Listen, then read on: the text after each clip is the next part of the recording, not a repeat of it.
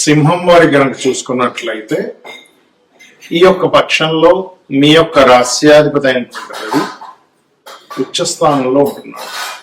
ఉచ్చ స్థితిలో ఉన్నప్పుడు ఏంటంటే ఇది దేవత అనుగ్రహాన్ని ఇస్తుంది, గుర్తుపెట్టుకోండి.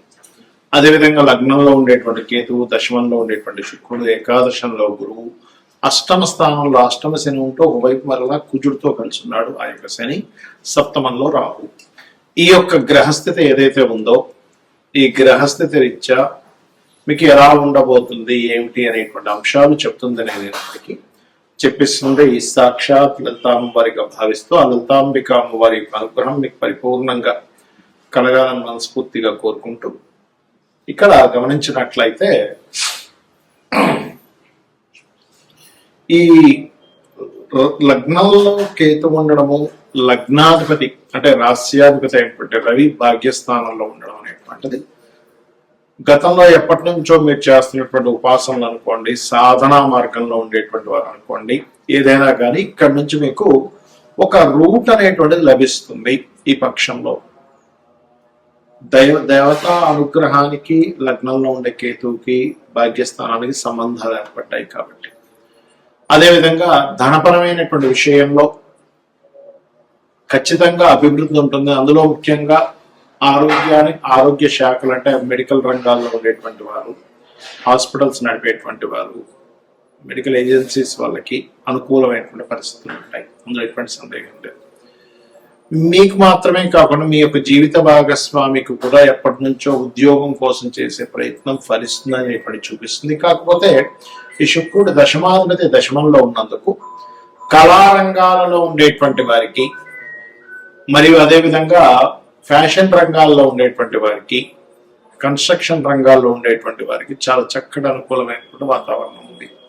కాకపోతే ఈ వాహనం మీద వెళ్ళేటప్పుడు చతుర్థాధిపతి అయినటువంటి కుజుడు అష్టమ స్థానంలో 6వ అధిపతితో కలిసి ఉన్నాడు కాబట్టి నర్వ్ రిలేటెడ్ ఇష్యూస్ ఉండేటువంటి వారు వాహనం మీద వెళ్ళేటువంటి విషయాల్లో అధిక వేగం పనికిరాదు. 4వ అధిపతి అష్టమ స్థానంలో ఉన్నాడు కానీ చతుర్థాధిపతి అష్టమ స్థానం కాబట్టి ఈ యొక్క విషయాల్లో జాగ్రత్తగా ఉండాలి.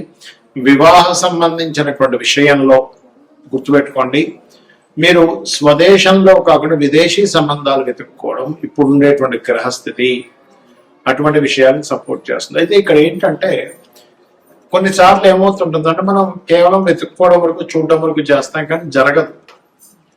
కొన్నిసార్లు మన జన్మజాతకంలో గనక మీ యొక్క జన్మజాతకంలో సప్తమాధిపతి గనక వివాహం విషయంలో, జీవిత భాగస్వామి విషయంలో, వివాహ సంబంధాలు ఏవైతే ఉన్నాయో విదేశీ సంబంధాలు రావాలి అని కనుక మీ జన్మజాతకంలో ఉంటే మీరు అది తప్పితే ఇంకోటి ఏ ప్రయత్నం చేసినా ముందుకు వెళ్ళదు. కాకపోతే అలా ఆ యొక్క యోగం ఉన్నటువంటి వారికి ఇప్పుడుండేటువంటి గ్రహస్థితులు ఏం చూపిస్తున్నాయి అంటే చాలా స్పష్టంగా విదేశీ సంబంధాలు మీకు రావడానికి ఆస్కారం ఉంది అని చూపిస్తుంది. దీంతో పాటు ఇప్పటికే వివాహం అయినటువంటి వారికి చూడండి, జీవిత భాగస్వామి ప్రయత్నం చేస్తూ ఉంటారు, ఏమండి పలానా విదేశాలకు వెళ్దాం అనుకుంటున్నాము మాకు కుదరట్లేదు అని. కానీ మీ యొక్క జీవిత భాగస్వామికి విదేశాలకు వెళ్ళడానికి అనుకూలత ఉంటుంది. కాస్త షేర్ మార్కెట్ విషయంలో కొద్దిగా జాగ్రత్తగా ఉండండి. పంచమ స్థానం మీద శని యొక్క దృష్టి ఉంది. మరియు మరొక విషయం ఏంటంటే ఇక్కడ గమనించినట్లయితే వీటితో పాటు ఇక్కడ ఈ అష్టమ స్థానంలో ఉన్నందుకు తాతగారు ఆస్తి సంబంధించిన విషయంలో అనవసరమైన వివాదాలు శనికుజులు కలిసి ఉన్నారు కాబట్టి ఇటువంటివి చూపిస్తున్నాయి కాబట్టి కాస్త జాగ్రత్తగా ఉండాలి. వ్యాపార లాభాలు అయితే బాగానే ఉంటాయి. ఇక మీరు నిత్యము చేయవలసింది కాలభైరవుడి యొక్క అష్టకం చేసుకున్న అన్ని విధాలా బాగుంటుంది. ఇక్కడ మనం గోచార ఫలితాలు చెప్పుకుంటూ ఉంటాం కానీ గోచార ఫలితాల కంటే కూడా అతి ముఖ్యంగా మీరు చూసుకోవాల్సింది జన్మజాతక ఫలితాలు. అది ఎలా చూసుకోవాలి? మీకు చంద్ర నక్షత్రము, చంద్రరాశి ఎలా ఉంటుందో, పలానా నక్షత్రం పలానా రాశి చెప్పుకుంటుంటాం కదా, అలాగే లగ్నము అనేటువంటిది ఉంటుంది. అది ప్రతి 2 గంటలకు ఒకసారి మారిపోతూ ఉంటుంది. మీరు ప్రధానంగా ఏ లగ్నంలో జన్మించారో చూసుకోవాలి. ఎందుకంటే మీరు జీవితంలో ఎదగాలి, సుఖపడాలి, మంచి రూపురేఖలు ఉండాలి, లేకపోతే మీరు శారీరక శ్రమ పడుతున్న శ్రమకి మీకు ఫలితం రావాలంటే లగ్నం బాగుండాలండి. ఎందుకంటే ముఖ్యంగా లగ్నం గుర్తుపెట్టుకోండి. లగ్నం బలహీనంగా ఉందా బలంగా ఉందా? బలహీనంగా ఉంటే అది ఏ లగ్నం అయింది? 12 లగ్నాల్లో ఏ లగ్నం అయింది? మేషం నుంచి మీనం వరకు. ఆ లగ్నాధిపతి ఎవరైతే అయ్యారో, ఎందుకంటే మేషము వృశ్చికానికైతే కుజుడవుతాడు, వృషభ తులకైతే శుక్రుడు అవుతాడు, మిథున కన్యకైతే బుధుడు అవుతాడు, కర్కాటకానికి చంద్రుడు అవుతాడు, సింహానికి రవి అవుతాడు, మరియు అదే విధంగా ధనం మీనాలకి గురువు అవుతాడు, మకర కుంభాలకి శని భగవానుడు అవుతాడు. కాబట్టి ఈ లగ్నాధిపతి ఎవరో తెలుసుకొని మీరు ఎదగలేకపోతున్నారు అన్నప్పుడు ఆ గ్రహం దగ్గర దీపారాధన చేయండి. ఖచ్చితంగా మీ లైఫ్ లో ఎదుగుదల అనేటువంటిది వస్తుంది. శారీరక శ్రమ, మీరు శ్రమ పడుతున్నందుకు దానికి ఫలితం వస్తుంది. తక్కువ ఆదాయానికి ఎక్కువ శ్రమ పడడం కూడా తగ్గుతుంది, గుర్తుపెట్టుకోండి. కొంతమంది చూడండి గొడ్లా కష్టపడుతుంటారు కానీ ఫలితం రాదు. ఇది లగ్నం. మరి ధనపరమైనటువంటి విషయాల్లో చాలా ఇబ్బంది పడుతున్నామండి అన్నప్పుడు జాతకం లేదు, ఓం సంపత్కరి సమారూఢ సింధుర ప్రజ సేవిత అయిన మంత్రం చేసుకుంటే ఖచ్చితంగా గ్రోత్ ఉంటుంది. అంటే మీ యొక్క ఆలోచన విధానంలో నేను ఎలా కష్టపడుతున్నాను, నేను ఏ మార్గంలోకి వెళ్తే బాగుంటుందని అమ్మవారిని ఆశ్రయించినప్పుడు మీకు ధనయోగం అనేటువంటి కలుగుతుంది. దాంతో పాటు మీ ధనాధిపతి ఎలా ఉన్నాడో చూడాలి. ధనాధిపతి మీకు వ్యాపారంలో ధనయోగం ఇస్తున్నాడా, ఉద్యోగంలో ధనయోగం ఇస్తున్నాడా, ఆ ఉద్యోగంలో ఉన్న స్టేట్ లో ఉంటే ఇస్తున్నాడా, వేరే ప్రాంతాలకు వెళ్ళాలా, వేరే ఊరు వెళ్ళాలా, వేరే దేశానికి వెళ్ళాలా అనేటువంటిది ఉంటుంది. అది మెడికలా, మార్కెటింగా, లేకపోతే ఫుడ్ రిలేటెడ్ వాటి మూలంగా ఉందా అనేటువంటి చూసుకోవాలి. అందుకే చిన్నపిల్లలు చదువుకునేటప్పుడు కూడా మీ అబ్బాయి యొక్క విద్యాస్థానానికి ధనస్థానానికి ఉండే లింక్ని చూసి దానికి సందర్భంగా అంటే దానికి అనుగుణంగా మీరు కనుక చదివించినట్లయితే వాళ్ళకి ఉపయోగపడుతుంది. ఆ చదువు లేనట్లయితే కొంతమంది చూడండి ఏదో చేస్తారు కానీ పెద్దగా ఉపయోగపడలేదు అంటే అంటూ ఉంటాం. అటువంటివి జరుగుతూ ఉంటాయి. అదే రకంగా అన్నదమ్ములతో వచ్చే ఇబ్బందులు 3వ స్థానంలోని విద్య ఎందుకు అవ్వట్లేదు. చాలా మంది చూడండి పిల్లలకి లక్షలు పెట్టి స్కూల్లో జాయిన్ చేయించిన చదవలేకపోతుంటాడు. ఎందుకంటే చతుర్థ భావం పాడవుతుంది.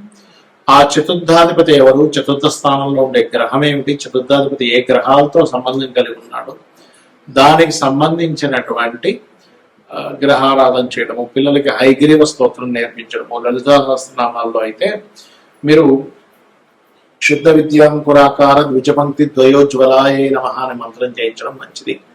ఇక సంతానం కలిగినప్పటి నుంచి కొంతమందికి బాగుంటుంది, సంతానం వల్ల కొంతమంది ఇబ్బంది పడుతూ ఉంటారు.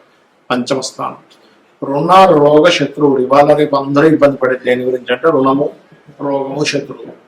ఇది పూర్వజన్మ కర్మ వల్ల వస్తూ ఉంటుంది. కాబట్టి ఈ పూర్వజన్మ కర్మకారకుడు ఎవరైతే ఉన్నారో, రుణరోగ శత్రు కారకులు ఎవరైతే ఉన్నారో, ఇది 6వ భావం బట్టి ఉంటుంది. కాబట్టి 6వ స్థానంలో ఉండే గ్రహాలకు మీరు దానం ఇచ్చుకున్నట్లయితే మీ రుణాలు తగ్గడం. ముఖ్యంగా ఓం అపర్ణాయే నమః అనే మంత్రం చేయండి.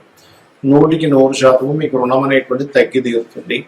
ఇక వివాహం, ఇవాళ రేపు వివాహం అవ్వట్లేదు ఏంటోనండి, మా అబ్బాయికి 30 వచ్చేసాయి, 35 వచ్చేసాయి, మా అమ్మాయికి 40 వచ్చేస్తున్నాయి, వివాహం అవ్వట్లేదు బాధపడుతుంది. ఇక్కడ ఒకటే, మీకు గ్రహము అనుకూలించినప్పుడు మీరు వివాహం కోసం ఆలోచించరు. ఒక్కోసారి ఎలా అంటే 25 ఏళ్ళు 22 ఏళ్ళ వయసులో కోసం అనుకూలిస్తుంది గ్రహం. ప్రతి జీవుడికి కూడా 3 నుంచి 5 సార్లు వివాహ బలం వస్తుంది. అది మన జన్మజాతకంలో సప్తమాధిపతి ఎక్కడ ఉన్నాడు, సప్తమ శుక్రుడు ఎలా ఉన్నాడు, సప్తమం మీద శుభగ్రహ అనుకూలత వస్తుందా, సప్తమంని యాక్టివ్ చేసేటువంటి మహాదశలు అంతర్దశలు వస్తున్నాయా లేవా, ఇవి చూసుకొని మీరు వివాహం కోసం ఆ పర్టికులర్ సమయంలో మనకు ప్రయత్నం చేస్తే ఖచ్చితంగా ఉంటుంది. ఎలా అంటే చిన్న ఎగ్జాంపుల్ చెప్తాను చూడండి. మీరు సినిమాకి వెళ్దాం అనుకున్నారు, మార్నింగ్ షోనా, మ్యాట్నీనా, ఫస్ట్ షోనా, సెకండ్ షోనా, 4 షోలు ఉంటాయి. అలా కాకుండా నేను అక్కడ 2 గంటలప్పుడు సినిమాకి వెళ్దాం అనుకుంటున్నాను, నేను థియేటర్కి వెళ్తే ఎవరు తెలుస్తారు, మూసుంటుంది. అలాగే మీరు ఏదైనా ఒక వస్తువు కొనాలన్నా పలానా సమయం, పలానా మార్కెట్, పలానా ప్రదేశం. సూర్యోదయం కూడా రాత్రి ఎప్పుడో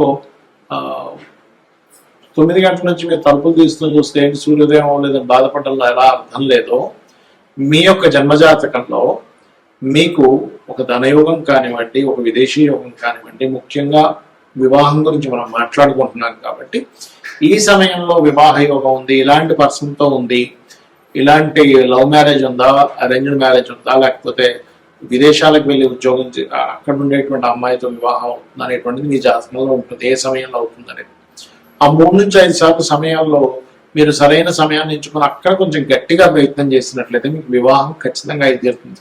కొంతమంది ఎక్కడో 1% ఆఫ్ జాతకంలో అసలు వివాహం ఉండదు, అది వేరే కేసెస్.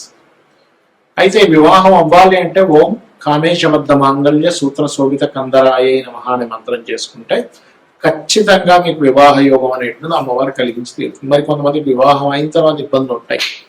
అలాంటప్పుడు ఓం శివకామేశ్వరం కస్తా శివ స్వాధీన వల్లభాయ నమః చేసుకోండి. అదేవిధంగా విదేశీ యోగాలు, 12వ స్థానం బాగుండాలి, వ్యాపారంలో బాగా లాభాలు రావాలి, లాభస్థానం బాగుండాలి, ఉద్యోగం బాగుండాలి, దశమస్థానం బాగుండాలి. ఈ రకంగా మీ యొక్క జాతక చక్రాన్ని మీకు మీరుగానే ఆ భావాధిపతి ఎలా ఉన్నాడో చూసుకోండి. పాపగ్రహంతో ఉందా, శుభగ్రహంతో ఉందా అని చూసుకొని మీకు మీరుగా చేసుకోవచ్చు. శ్రీమాత్రే నమః.